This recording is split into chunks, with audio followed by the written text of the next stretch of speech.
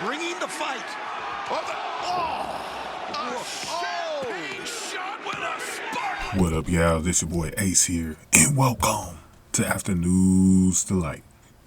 So, let's get to it, y'all. So, I went over last week on Rampage. Top Flight's Darius Martin and his brother Dante Martin. I went over how they won the $300 cash prize for winning the Christmas Battle Royal, Trios Battle Royal, what they called it, on Rampage, and that gave him an opportunity to actually fight Mox and Claudio. And this would be kind of a rematch against Claudio, because Claudio was the guy that they had to get out in that Battle Royal. What was interesting about this was that they ended up being like in a handicap situation. So Darius and Dante, pretty much had Claudio one on two, and they really struggled trying to get Claudio over the top rope. So you kind of knew with Mox helping Claudio that this was probably going to be a different story. And it was. So let's go to it, to the end. So Claudio actually went for an uppercut. And this was one of the things that I noticed in this one. Man, Darius was just off. Like, he was like, it looked like the kid was out. You know what I'm saying? And Claudio was hitting this dude hard.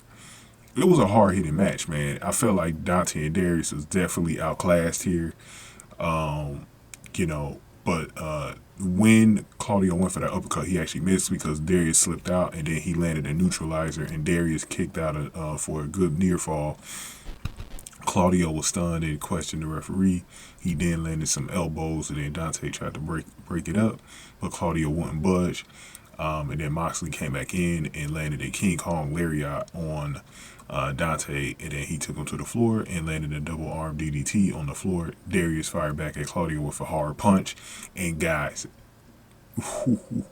bro, this was the highlight of the night to me as far as like any hits go on any of the wrestlers. Claudio then uncorked a huge uppercut on Darius and just knocked this kid in the next week, sent this kid to the gulags. He was out, bro.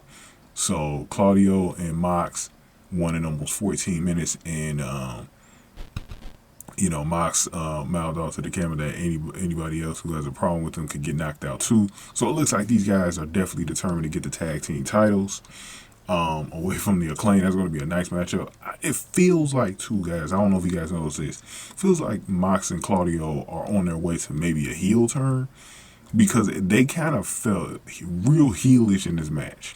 Really heelish. And maybe once they get to a point where they face the Acclaim, they might turn at that point. We'll see. We'll see what they'll do with their characters. But they definitely was feeling like heels, man. I don't know about y'all, but they was feeling like heels to me. Go on ahead and get this video like, man. Hit the like button for me. Share the video. Subscribe to the channel, especially if you're new in the zoo. Any comments y'all got, definitely put them below.